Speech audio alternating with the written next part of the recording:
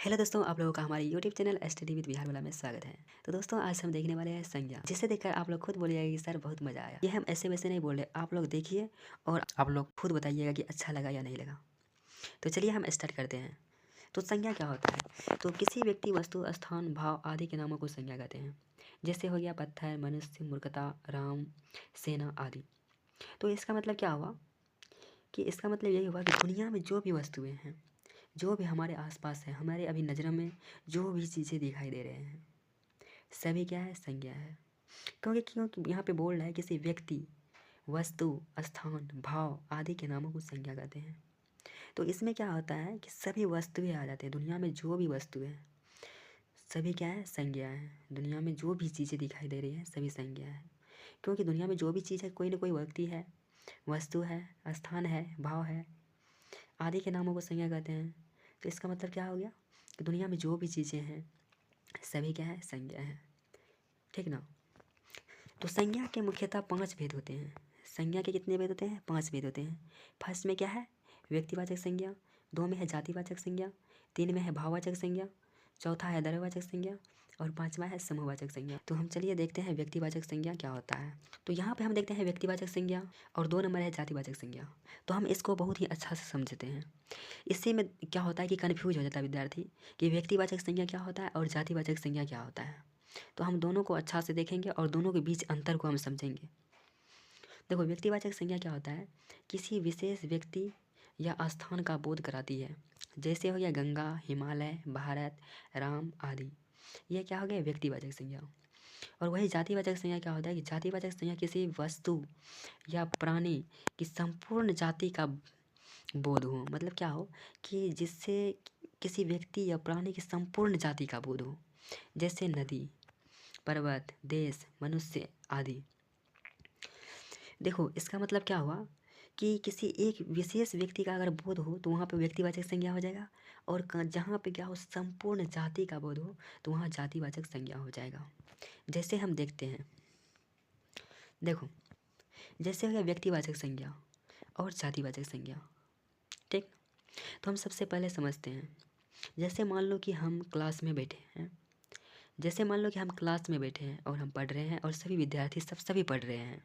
Imagine करो दिमाग में कि हम स्कूल में क्लास में बैठे हैं और सभी विद्यार्थी भी बैठे हैं।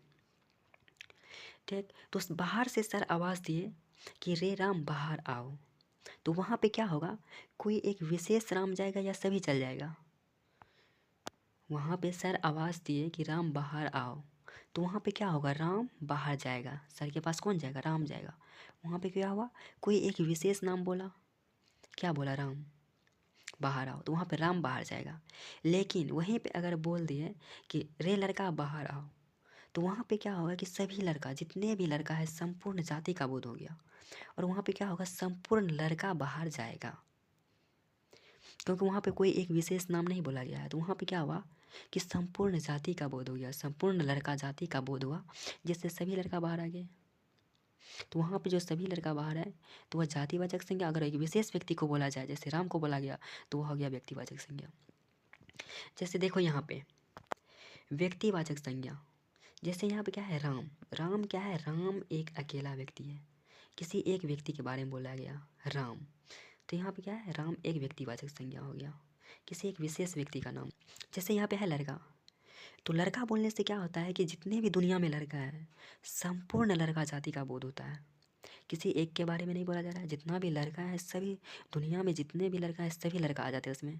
तो यहाँ पे क्या हुआ कि लड़का बोलने से संपूर्ण लड़का जाति का बोध हुआ। इसलिए क्या हो जाएगा? जातिवाचक संज्ञा। क्या हो जाएगा? जातिवाचक संज्ञा। ठीक है ना? तो इसी राम एक विशेष व्यक्ति का बोध हुआ यहाँ पे, तो राम क्या हो जाएगा? व्यक्तिवाचक संज्ञा। लेकिन यहाँ पे लड़का जो बोला, लड़का बोलने से क्या हुआ? संपूर्ण दुनिया में जितने भी लड़का है, सभी लड़का जाति का बोध हुआ, तो इसलिए जातिवाचक संज्ञा में आ जाएगा। तो चलिए हम अगला एग्जाम्पल की थोड़ा समझते हैं। जैसे यहाँ पे देखो क्या है? हिमालय। क्या है? हिमालय। जैसे ही हिमालय अगर कोई बोलते हैं, तो सबसे पहले क्या होता है? हिमालय पर्वत आता है सामने, जिससे क्या है? एक विशेष नाम है, किसी एक विशेष पर्वत का नाम बोला गया हिमालय, तो इसीलिए एक व्यक्तिवाचक संज्ञा में आ जाएगा। क्या आ जाएगा, व्यक्तिवाचक संज्ञा में आ जाएगा।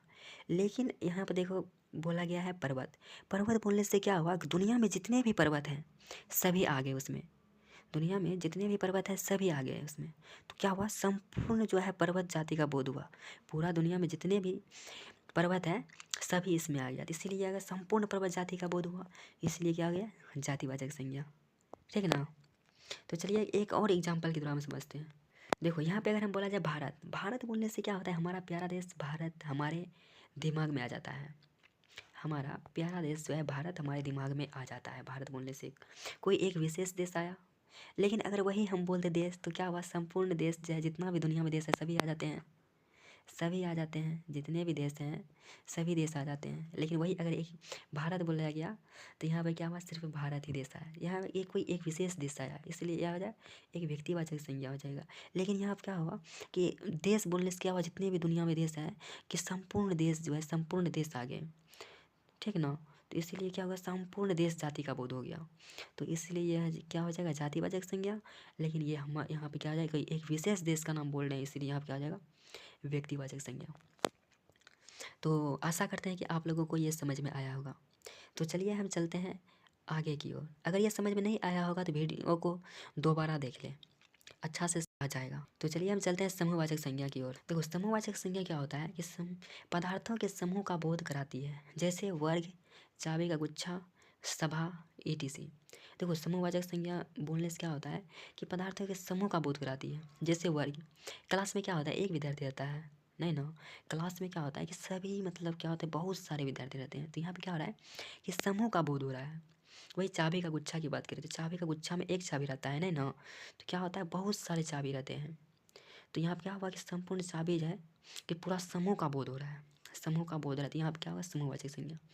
जैसे सभा, सभा में क्या होता है कि ग्राम पंचायत या कहीं पे भी अगर सभा लगता है तो वहाँ क्या होता है, बहुत सारे लोग रहते हैं। तो वहाँ पर क्या हो रहा है, समूह का बोध हो रहा है। तो वहाँ पर क्या हो जाएगा, समूहवाचक संज्ञा। जैसे यहाँ पर देखते हैं, देखो यहाँ पे सभा, सभा आने से क्या हुआ कि सभा में कितने लोग हैं, बहुत सारे लोग हैं। क्या हुआ, बहुत सारे लोग हैं। तो समूह का बोध हुआ, जहाँ लोग क्या है, समूह में है, इसलिए ये क्या हो जाएगा, समूहवाचक संज्ञा हो जाएगा। फिर यहाँ पे देखो वर्ग, वर्ग में क्या है, एक व्यक्ति है, नहीं ना, कितने हैं, बहुत सारे समूह में है। तो इसीलिए क्या हो जाएगा, वर्ग क्या हो जाएगा, एक समूहवाचक संज्ञा में हो जाएगा, समूहवाचक संज्ञा। उसी तरह हम देखते हैं यहाँ पे देखो चाबी, चाबी का गुच्छा क्या है, एक चाबी है, नहीं ना, क्या है, समूह में है, इसलिए ये क्या हो जाएगा, समूहवाचक संज्ञा। ठीक ना। तो चलिए हम देखते हैं द्रव्यवाचक संज्ञा। देखो द्रव्यवाचक संज्ञा क्या होता है कि जिन शब्दों से द्रव्य पदार्थों का बोध होता है और जिसे नापा और तोला जा सके उसे द्रव्यवाचक संज्ञा कहते हैं। जैसे सोना या चांदी को हम नाप सकते हैं, हाँ नाप सकते हैं, तो वह द्रव्यवाचक संज्ञा हो गया। पेट्रोल हो गया, डीजल हो गया, ऑक्सीजन हो गया, CO2 हो गया, ये सब किस में आ जाता है, द्रव्यवाचक संज्ञा में। ये सब किस में आ जाते हैं, द्रव्यवाचक संज्ञा में। देखो द्रव्यवाचक संज्ञा जो होता है यह 3 रूपों में होते हैं। तो द्रव्यवाचक संज्ञा जो होते हैं ये तीनों रूपों में होते हैं। ये ठोस में भी होते हैं और ये द्रव्य में भी होते हैं और ये गैस में भी होते हैं।